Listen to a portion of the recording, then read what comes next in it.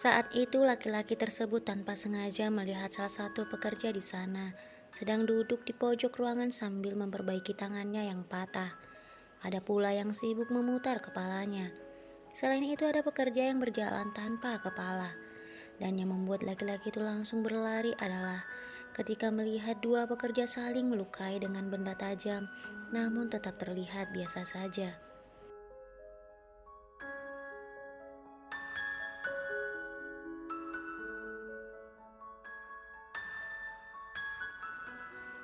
Laki-laki itu berlari kembali ke ruangan di mana dia dan Kemuning berada sebelumnya.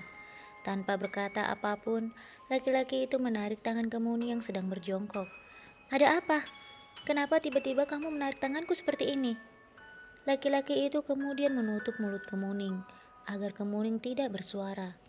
Setelah itu, sambil memegang tangan Kemuning, laki-laki itu mengintip keluar sambil mencari jalan untuk keluar dari tempat itu.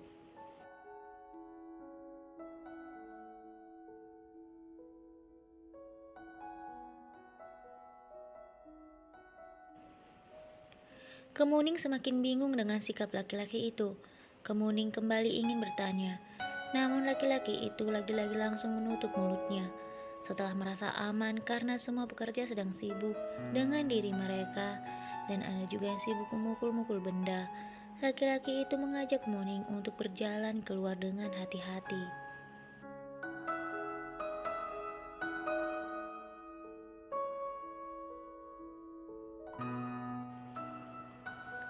Kemuning dan laki-laki itu berjalan sangat hati-hati agar para pekerja itu tidak melihat mereka.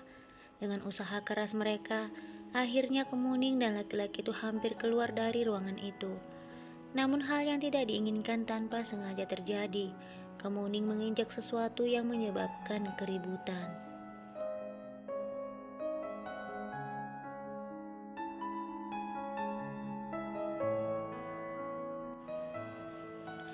Laki-laki itu dan Kemuning kemudian melihat ke belakang dan tampak semua pekerja sedang menatap mereka. Laki-laki itu dan Kemuning langsung berlari sekencang-kencangnya menuju pintu yang mereka lewati tadi. Namun sayang, pintu yang mereka lewati tadi tiba-tiba tertutup dan tidak bisa dibuka.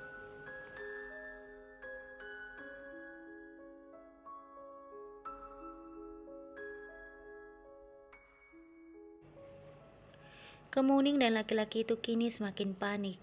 Lalu Kemuning berkata kepada laki-laki itu yang sedang berusaha membuka pintu, "Tarik nafas dan fokus, pintu ini pasti bisa terbuka." Laki-laki itu mengangguk sambil terus berdoa dalam hati, dan mereka terus berusaha membuka pintu itu. Sementara di belakang para pekerja berjalan mendekati mereka.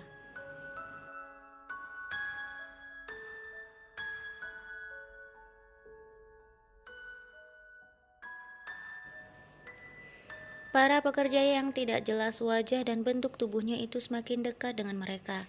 Kemuning dan laki-laki itu terus berusaha dan berdoa agar mereka bisa keluar dari gedung tersebut. Ketika para pekerja itu tinggal 2 meter saja dari mereka, akhirnya Kemuning dan laki-laki itu berhasil membuka pintu dan mereka pun berlari keluar sekuat tenaga mereka.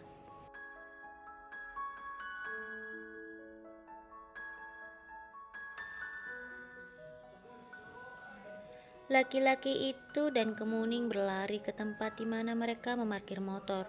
Namun sayang, motor yang mereka parkir di tempat semula ternyata sudah tidak ada. "Orang-orang itu pasti sudah membawa motor kita pergi," kata laki-laki itu sambil mengatur nafas. Kemuning kemudian berkata, "Lalu bagaimana sekarang?"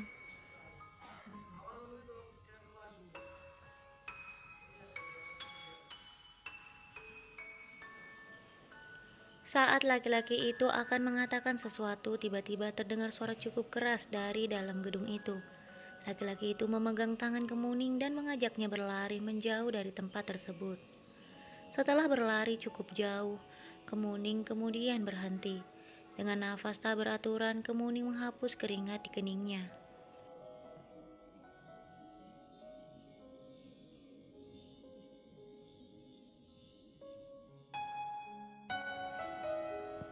Laki-laki itu berada di depan Kemuning, kemudian kembali berlari mendekati Kemuning. "Ada apa? Kenapa berhenti?" Kita tidak mungkin berada di sini terus. Lihat, hari semakin gelap. Kita harus segera keluar dari tempat ini. Kemuning kemudian berjongkok lalu berkata, "Aku merasa sangat lelah. Sebaiknya kita istirahat dulu sebentar."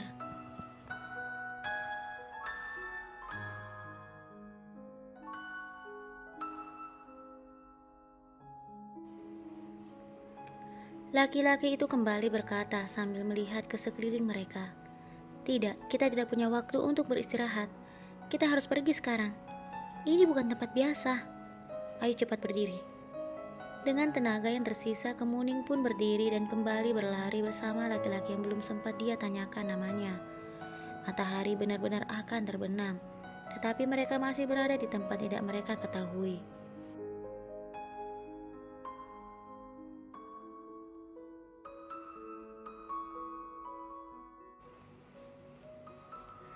Tidak lama kemudian tibalah mereka di jalan utama yang sebelumnya mereka lewati.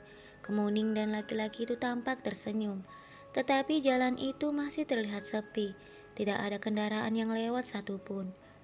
Laki-laki itu kemudian mengajak Kemuning kembali berjalan, menelusuri jalan itu. Kemuning berkata, "Kamu yakin kita akan berjalan menelusuri jalan ini? Bahkan kita tidak tahu jalan ini menuju kemana."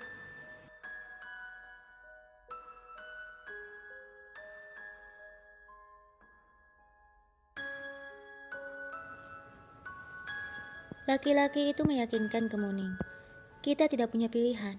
Yang penting kita harus keluar dari tempat ini." Kemuning pun terdiam, lalu laki-laki itu menggenggam tangannya. "Kita pasti bisa keluar dari tempat ini." Akhirnya mereka pun melanjutkan perjalanan mereka. Suara-suara binatang malam mulai terdengar.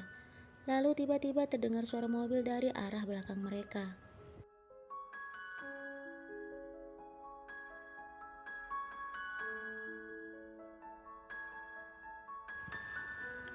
Laki-laki itu dan Kemuning kemudian menghentikan langkah mereka dan menunggu mobil tersebut. Tidak lama kemudian mobil yang tampak sangat tua berhenti tepat di samping mereka. Laki-laki tua yang sedang mengendarai mobil itu terlihat seorang diri di dalam mobilnya. "Kalian mau kemana?" tanya laki-laki tua itu.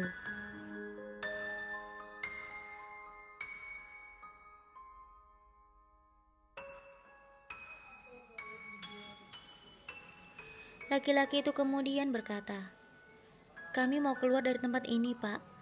Tapi kami tidak tahu jalan ini kemana. Dan kendaraan kami pun hilang." Laki-laki tua itu kemudian membuka pintu mobilnya. "Ayo masuklah." Kemuning memegang tangan laki-laki itu sambil menggelengkan kepalanya. "Kamu yakin hal sebelumnya tidak akan terjadi lagi?"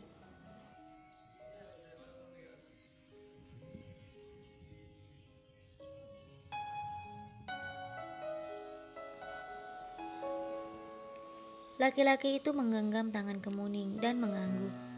"Kita tidak mungkin berada di tempat ini terus. Kita berdoa saja. Semoga orang ini benar-benar orang baik, bukan makhluk seperti yang tadi kita lihat." Tidak jelas bentuk wujud dan rupanya. Kemuning pun akhirnya mengikuti perkataan laki-laki itu, dan mereka naik ke dalam mobil bapak tua yang tidak mereka kenal.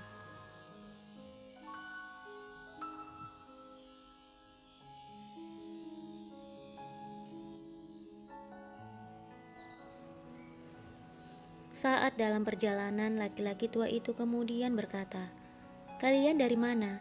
Kenapa bisa berada di tempat seperti ini?" Laki-laki itu dan Kemuning kemudian menceritakan apa yang telah mereka alami. Laki-laki tua itu tampak kaget mendengarkan cerita mereka. "Kalian masih beruntung bisa keluar dari tempat itu. Jika tidak, kalian bisa jadi teman mereka di sana."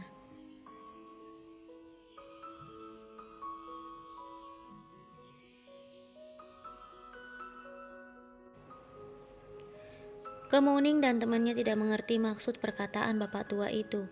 "Memangnya kenapa, Pak?" kata Kemuning. Laki-laki tua itu kemudian bercerita, "Apakah kalian tidak tahu jalan ini sangat sepi? Jarang sekali ada orang yang mau lewat tempat ini. Apalagi sampai ke gedung itu, karena mereka tahu sejarah gedung itu." Lagi-lagi teman Kemuning bertanya, "Memangnya ada apa dengan gedung itu, Pak?"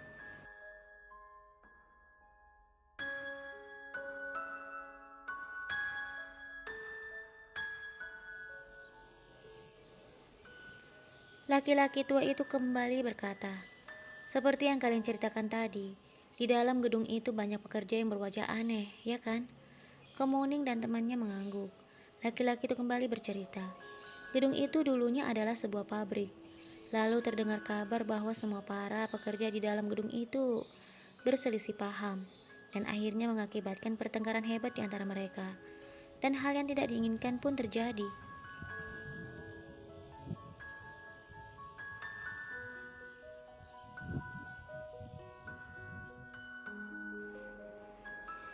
Kemuning dan temannya tampak begitu serius mendengarkan cerita bapak tua itu. Dengan kesaksian seseorang, semua warga dan polisi mendatangi pabrik itu. Namun sayang, pabrik itu tinggallah gedung saja. Sementara para pekerjanya semua sudah tidak bernyawa lagi, dengan berbagai macam luka di tubuh mereka, kata bapak tua itu.